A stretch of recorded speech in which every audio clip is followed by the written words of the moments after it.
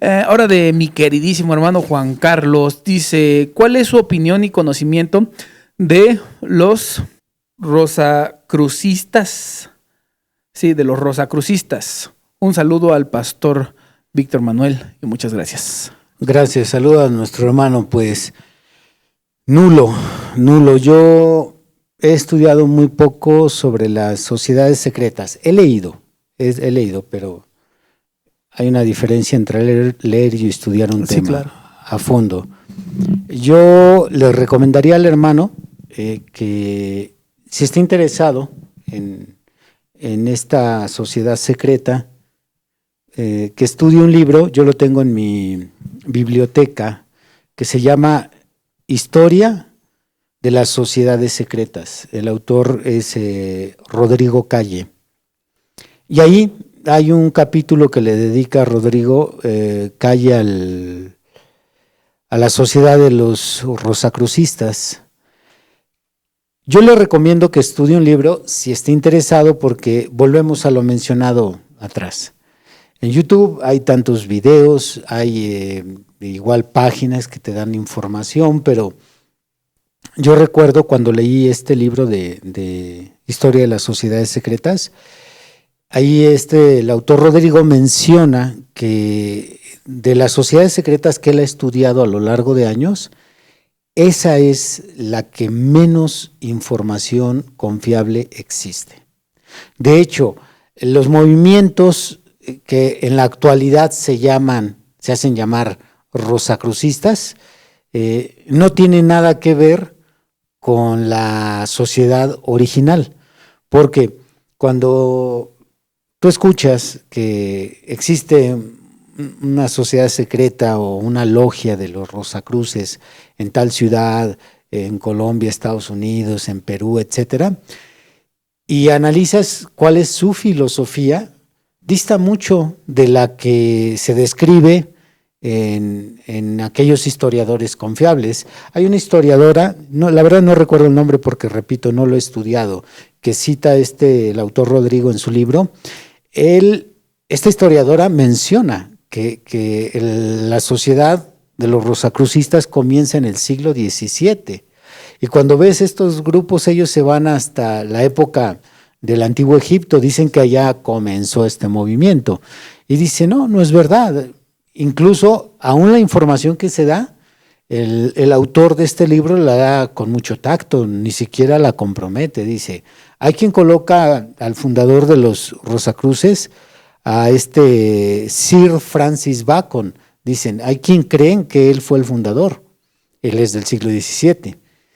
Entonces, cuando empiezas a adentrarte en el tema, sí te das cuenta de un abismo de diferencias entre las supuestas sociedades actuales de los rosacrucistas con las que los historiadores mencionan que tienen sus inicios en el siglo XVII, su apogeo en el siglo XVIII y lo que involucra.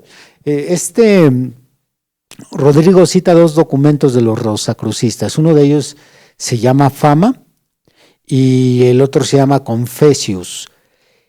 Y en ambos se da una idea de que la sociedad de los Rosacruces realmente es una fundación que se estableció con el propósito de corregir las atrocidades, las depravaciones, las injusticias del Estado y de la Iglesia, a grandes rasgos. Pero las actuales son más esotéricas. Entonces, cuando ves esta información frente a esto, pues te das cuenta que lo que hoy se dice supuestamente de esa sociedad secreta de los Rosacruces está muy plagado de fantasía. Mucho de lo que se menciona ahí ya tiene que ver más con esoterismo que con una cuestión política, como se estableció supuestamente. Pero, repito, el autor ahí dice que no hay mucha información confiable.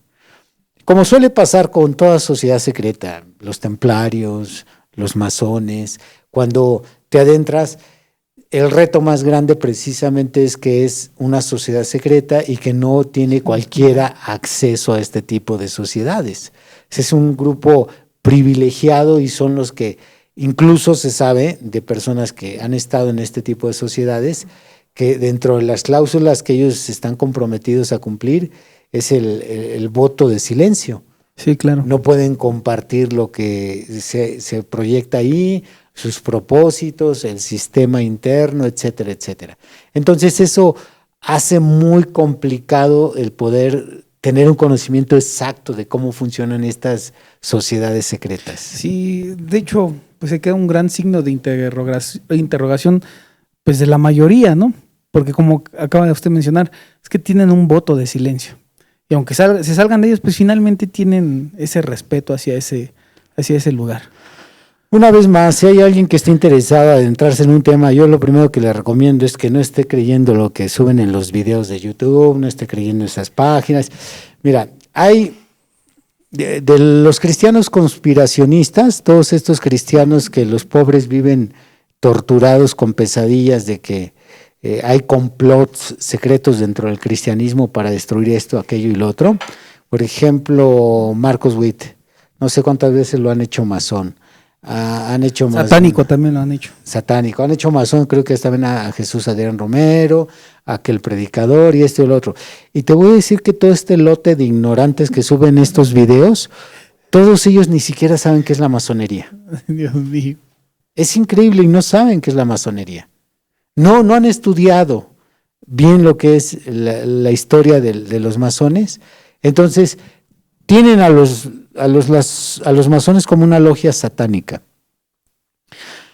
Yo por eso no afirmo si es buena o es mala, porque yo solo he leído pero no he estudiado. Sí tengo en mi librería, tengo algunos libros allí en fila por leer sobre los masones, pero sí escucho tanta barbaridad que se dice. Ay, Dios mío, ¿cómo es muy importante saber equilibrar siempre la información que nos llega, ¿no? Por un lado, a lo mejor si llega, no, pues es que los masones son estos, pues equilibrar la contraparte, a ver qué dice. Ahorita me viene un ejemplo. Por un lado tenemos al autor Juan Abascal Bosco diciendo que Benito Juárez era un masón empedernido, que cuando estuvo exiliado en Nueva Orleans junto con Melchor Ocampo recibieron de los masones la Constitución Política del 57. Por el otro lado tenemos la contraparte de Pedro Salmerón, donde explica qué era la masonería en México en aquellos tiempos y la reduce a un grupo de políticos que se reunían a compartir ideas liberales para que hicieran beneficio en nuestro país. Entonces, cuando uno escucha de las dos partes y luego cuando escucha criterios, en este caso de su parte como apologista, pues lógicamente se amplía más el panorama y puede tener una visión más centrada de lo que realmente es, aunque como regresaríamos otra vez un poco al principio, finalmente no tenemos al 100% la información para poder decir, ¿es esto los masones o los rosacrucistas? Yo creo que como cualquier tema, tenemos la información superficial de aquella gente que solamente ha leído por encima y después dan su propia interpretación y malinforman a la mayoría. Y tenemos la información exhaustiva. Aquí me viene a la mente una frase que me gusta mucho, me conquistó cuando la leí la primera vez del reverendo William Branham, cuando él dijo, me gusta oír a un hombre que sabe de lo que está hablando. Él no está a tientas, no, ha estudiado el tema, conoce el tema y sabe lo que está diciendo. Porque pues hay mucha gente que se expresa como si supiera, pero en realidad pues no sabe nada. Así que en este tema de las sociedades secretas, yo creo que debemos andar con mucho cautela y si el hermano, con esto concluyo, vuelvo a repetir, está interesado en el tema, solo busque libros confiables. Muy bien, pues ahí está la respuesta para nuestro queridísimo hermano Juan Carlos.